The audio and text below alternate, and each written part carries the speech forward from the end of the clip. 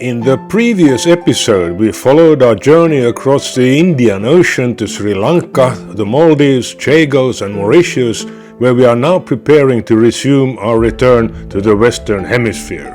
18 months ago, we abandoned our plan to sail back to the Med through the Suez Canal because the Somali pirates had taken over the Arabian Sea. The change of plans in 2011 actually meant a complete change for our retirement plans also. After sailing around the world for more than 20 years, we had decided to go to Italy, buy a house there and sell the boat. At the time we turned back to Thailand, we only had around 3,000 nautical miles, or about 6,000 kilometers left to the Med. Instead, we chose a track that will become almost 6 times and at least 2 years longer.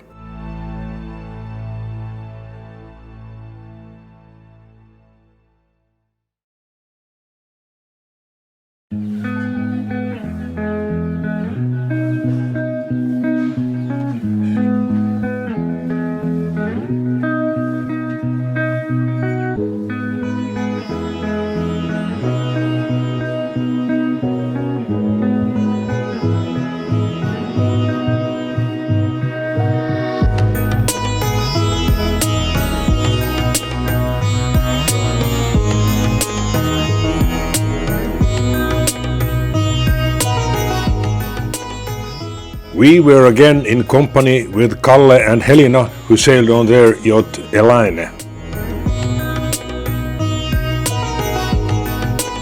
An interesting island nation, Mauritius got independent from the UK in 1969, but only 400 years ago the island was uninhabited. Known by the Arabs more than 1,000 years ago and visited by the Portuguese 500 years ago, it was first settled by the Dutch in the 1600s. Then came the French and thereafter the Brits. Inhabited by descendants of seafarers, African slaves and Asian plantation workers, it is a true melting pot of cultures and races. You can well feel this from the atmosphere here at the Green Market and in the streets.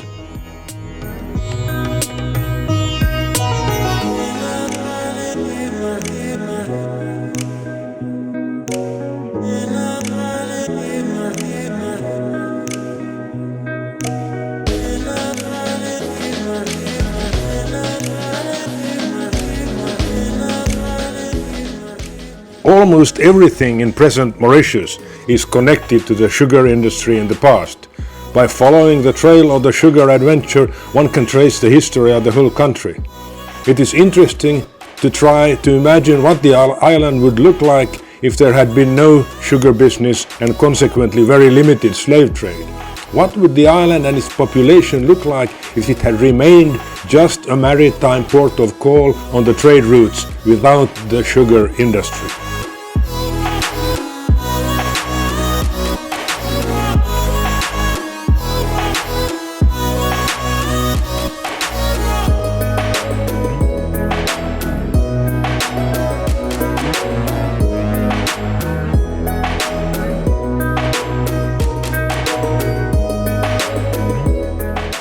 It seems that all these peoples have learned to live peacefully together. Also, the main religions, Hindu, Christianity and Muslim, are practiced side by side. There doesn't appear to be much tension between the ethnic groups as we have seen in many other former colonies. These girls look relaxed, confident, secure and happy. They seem to represent several cultures, but they are all Mauritians.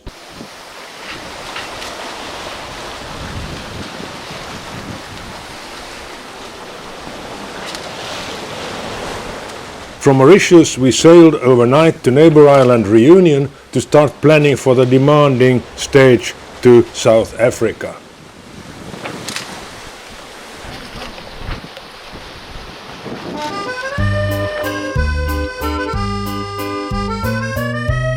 The entrance to Saint-Pierre has a tricky reputation, but it is in fact very straightforward if you know what you're doing, which is shown here by our friends on Swedish yacht Jennifer.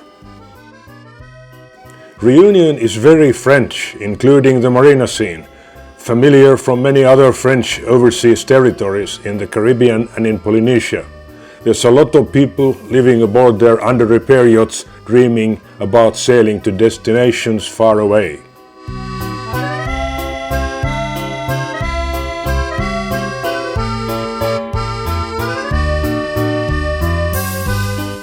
The skippers of Scorpio and Elaine were now seriously looking for weather for the passage to South Africa. We found good internet in the Africa Queen restaurant. The distance is around 1500 nautical miles and the weather challenging. This is our preliminary plan based on latest weather forecast for the next 2 weeks. Then we got a warning about tropical cyclone Anais approaching Reunion and heading southwest as we were.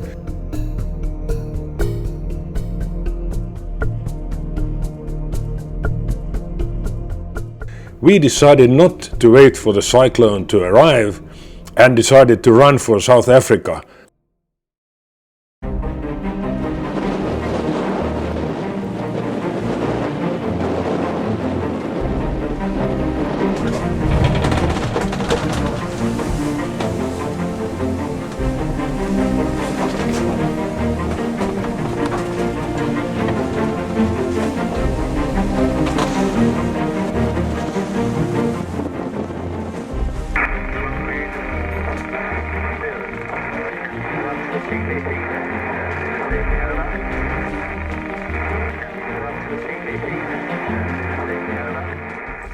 Soon we had to change our plans. Ahead there was a storm preventing a crossing of the Agulhas current closer to Africa, and from behind the tail of cyclone Anais would run over us. For such a situation we had studied Google Earth in advance. We might find shelter behind the southwestern corner of Madagascar.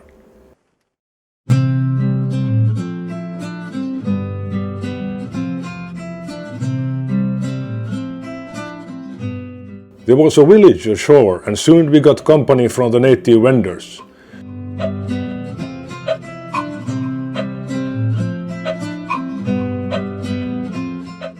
We also had some time to meet with other cruisers taking shelter in the bay, and we closely followed the weather forecasts and exchanged navigation ideas.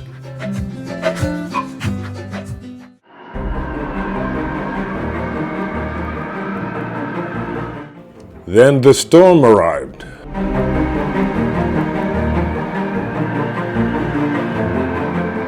Hard to believe these yachts are actually at anchor. Sand from the desert was everywhere on deck.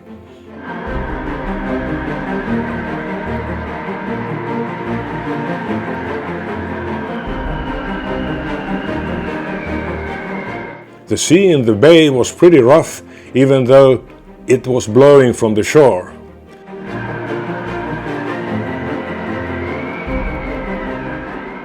The anchor windlass has to be protected from snubbing loads by hooking the chain to a rope tied to a deck cleat. But the rope could shave through in less than an hour. These conditions lasted for 3 days.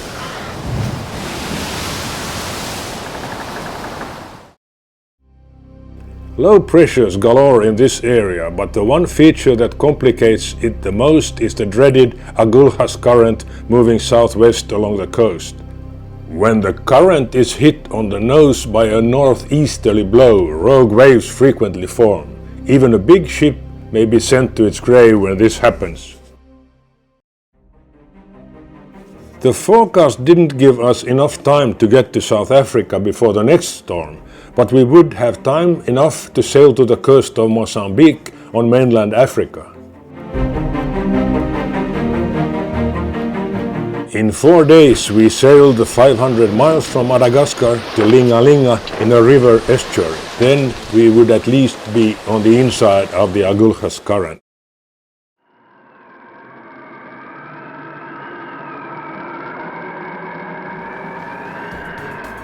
The anchorage was almost like a merry-go-round in an amusement park. The tidal current in the river caused the yachts frequently to turn their sterns pointing to the wind.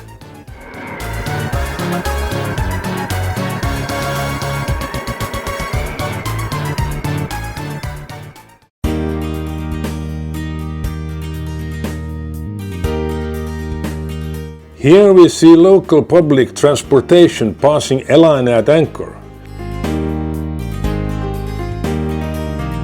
We had now finally reached the African mainland, and even though the weather wasn't as expected, it was time to celebrate the crossing of the Indian Ocean.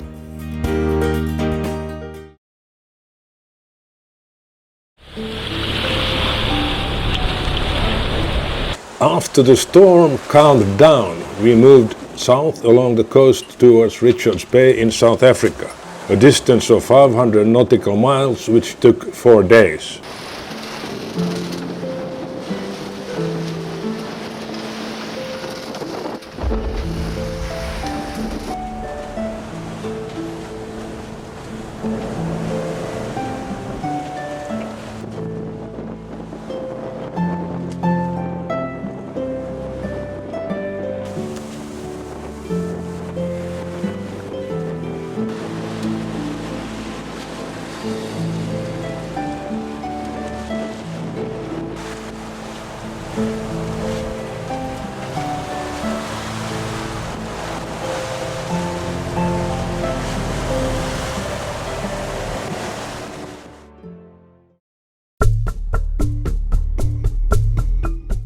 What was planned to be a 10-12 day non-stop journey became a 22 days affair. On the positive side, we visited 2 exotic destinations which cruisers usually bypass.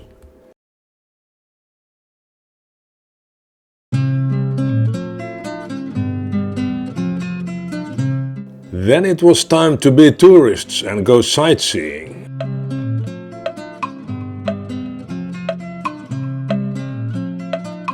We were in company with our Brazilian friends Lilian and Silvia, who sailed on their Mata Juicy yacht. For a couple of days we explored 2 different national parks.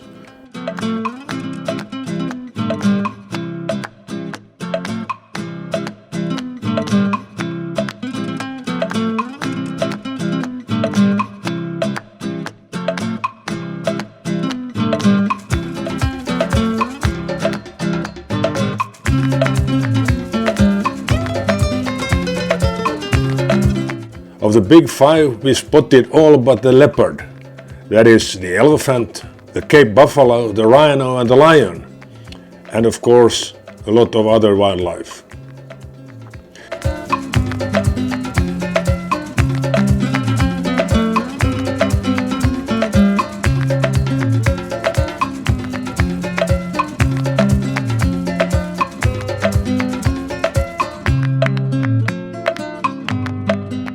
Eu vou lá e você filma daqui, tá bom? Então vem.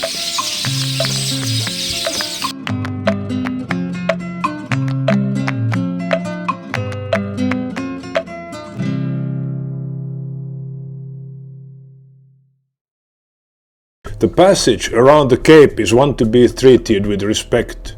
There are few places to stop between Richards Bay and Cape Town. For most yachts, the worst bit is the 420 miles between Durban and Port Elizabeth, where the Agulhas current is strongest and southwesterly busters regularly generate steep 20-meter high waves. Our planned stops are shown here: Durban, Port Elizabeth and Naisna before the rounding of the Capes and entering Cape Town.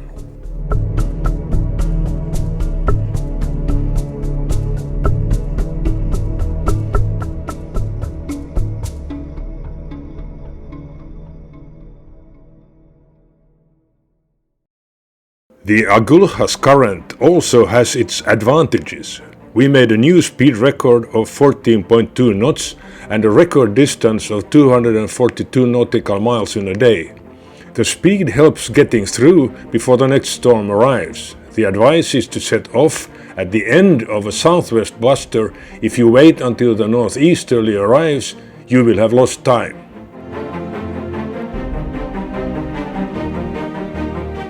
We found welcoming yacht clubs in all harbors, offering free temporary membership and use of their facilities.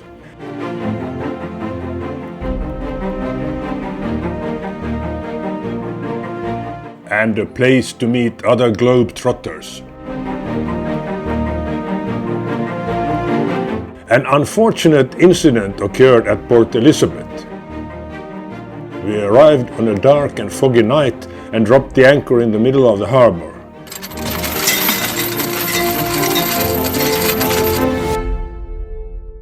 In the morning we discovered black shit all over the yacht.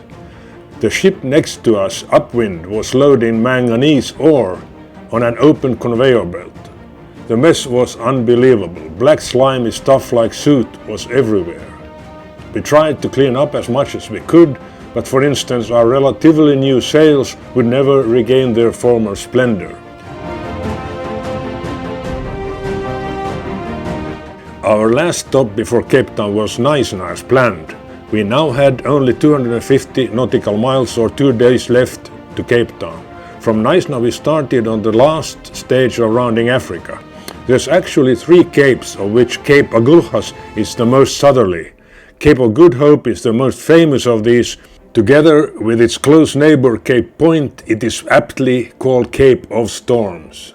Already on our way we received a storm warning for the Cape Peninsula, but there was now no turning back. At dawn of the second day the gale strengthened, and for a few hours we experienced the perhaps toughest conditions on our whole circumnavigation, with winds of 60 knots until we finally reached the breakwaters of Cape Town Harbour. At the same time a cruise ship had to remain at sea, as entering the harbour was impossible for the big ship in these winds.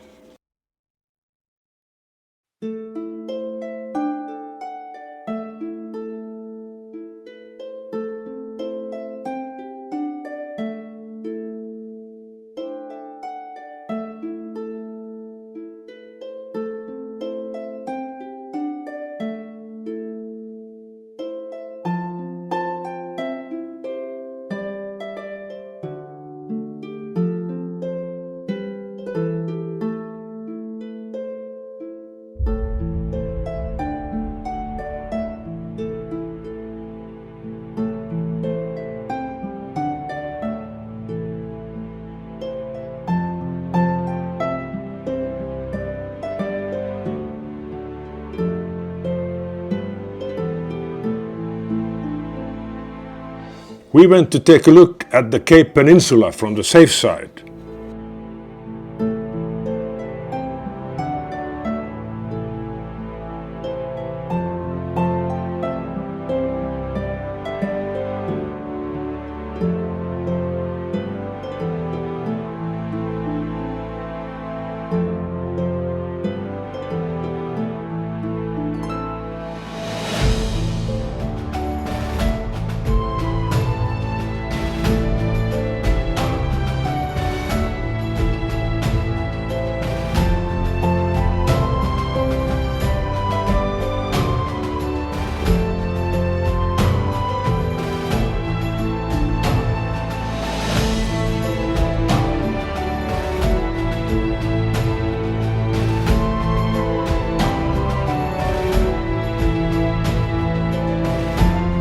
We also visited 3 vineyards.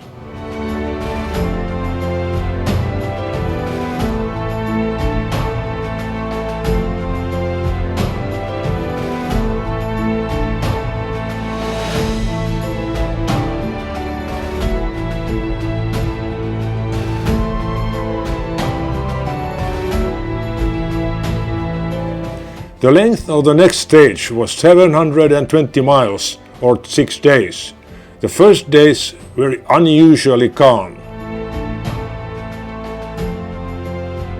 The north-flowing, cold Benguela current attracts a lot of wildlife like seabirds and sea lions.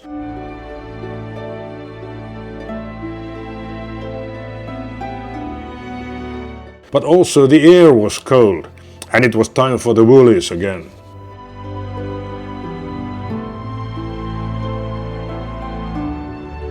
When the wind picked up, we received bad news from Elaine. The main sheet track had broken and the traveller car hit Kalle in the face. With the help of our AIS, we stayed close in case assistance would be required. The injuries caused by an accidental jive were painful but not permanent. Broken ribs and a scary appearance, but Kalle would get over it.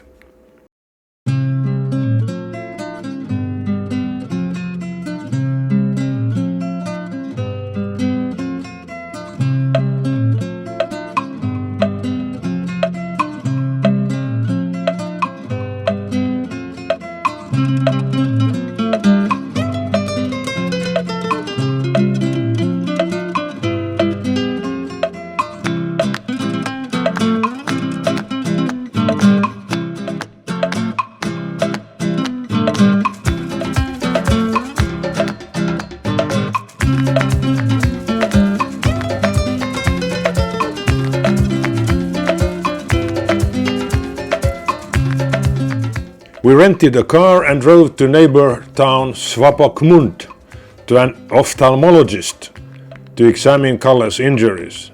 Luckily, no permanent damage was detected.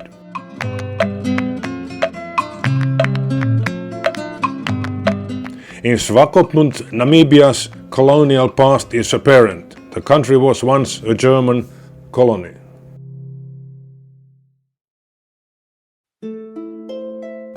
Our stepping stones across the Atlantic were the islands of St. Helena, Ascension and Fernando de Noronha.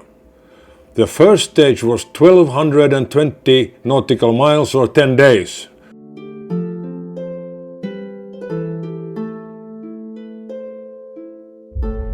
St. Helena is one of the most isolated inhabited places of the earth. The only way to get there was by sea, as there was no airfield on the island. At the time of our visit, construction of an airfield had however started, so life on the island may change in the future. For the time being, the only connection to the rest of the world is the Royal Mail ship RMS St. Helena, which visits about once a month.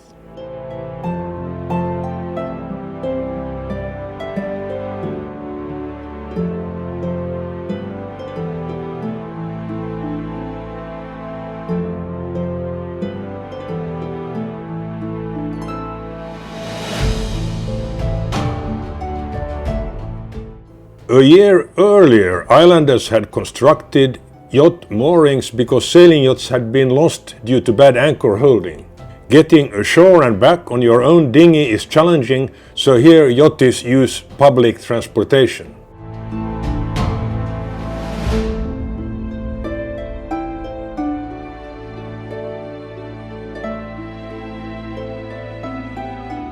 Under the watchful eye of Napoleon, of course. One of the best known sights of the island is Jacob's Ladder. There are 699 steps, so it's a good idea to prepare to reward yourself with your favorite beverage.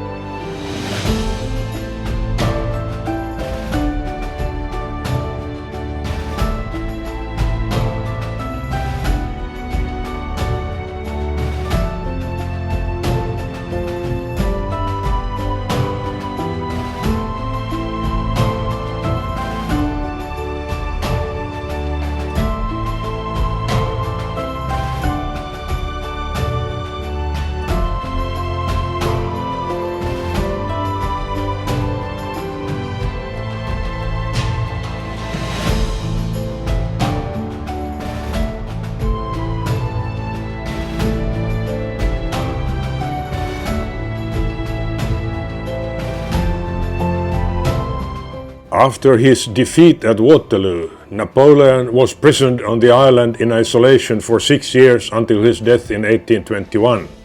The building is today a museum operated by the French.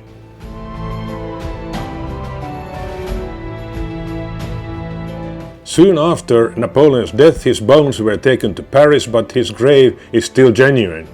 Little Boney's character is still keeping an eye on the surroundings. And as I left, I could feel his gaze on my back.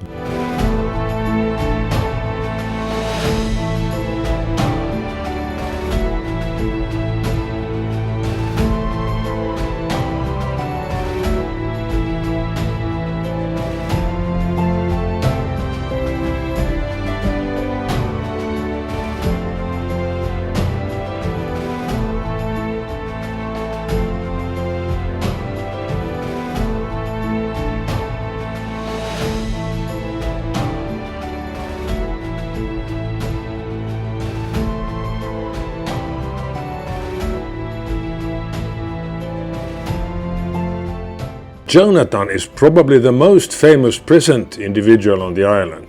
He was 108 years old at the time we visited.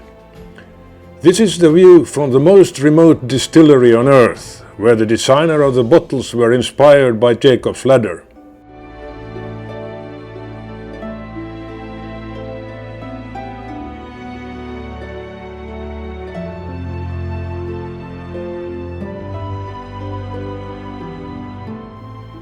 On our way back to the harbour, we could see that a long-awaited visitor had arrived, the Royal Mail ship St. Helena.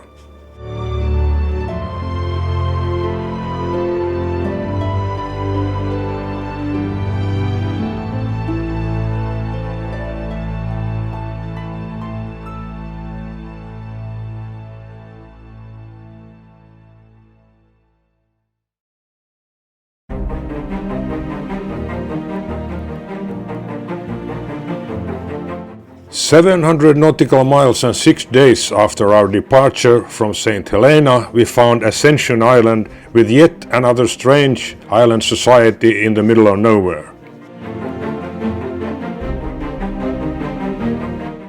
There was a huge swell in the anchorage, and here too getting ashore and back was quite challenging, although we managed to use our own dinghies.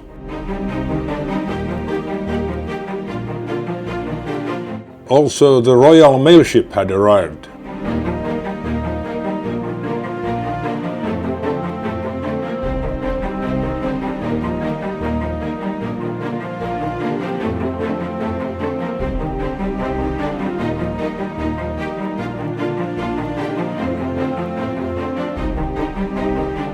The temperature at the top of the island was several degrees lower than at sea level. Here we found the remnants of old water catchments.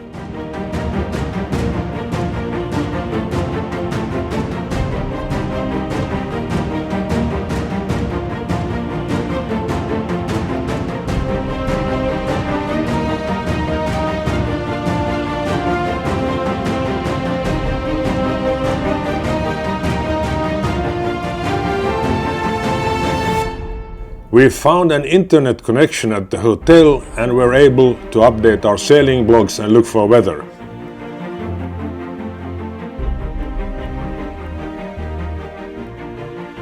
Before our departure, we enjoyed the traditional boys against girls game of petanque on the beach.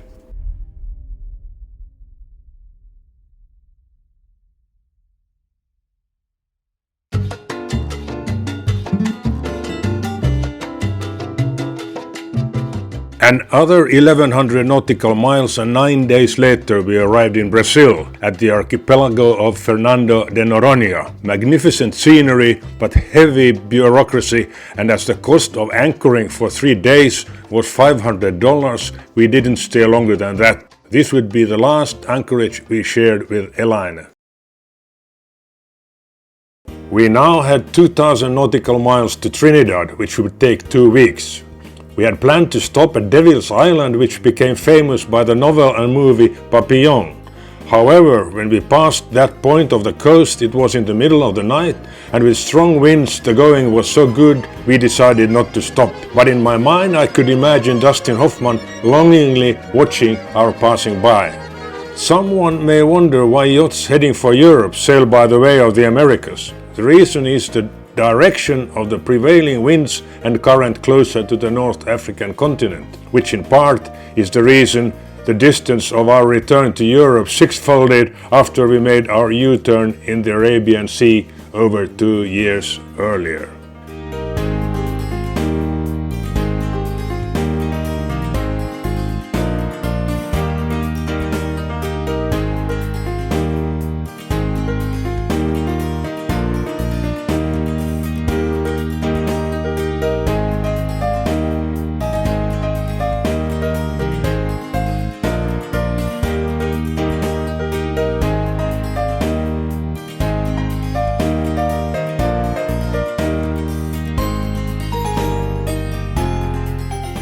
After another equatorial crossing, we were again in the northern hemisphere.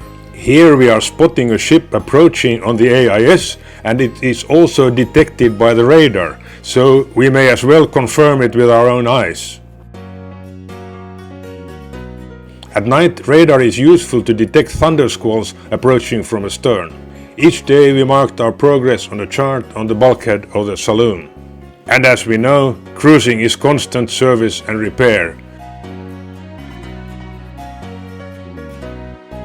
But with 24 hours a day, there will usually be time to relax also.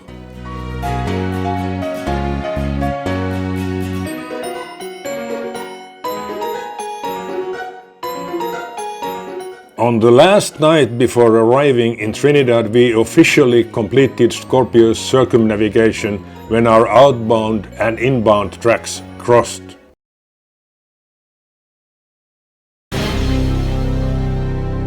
Only an hour later, our engine room was on fire. A navigator's worst nightmare had come true.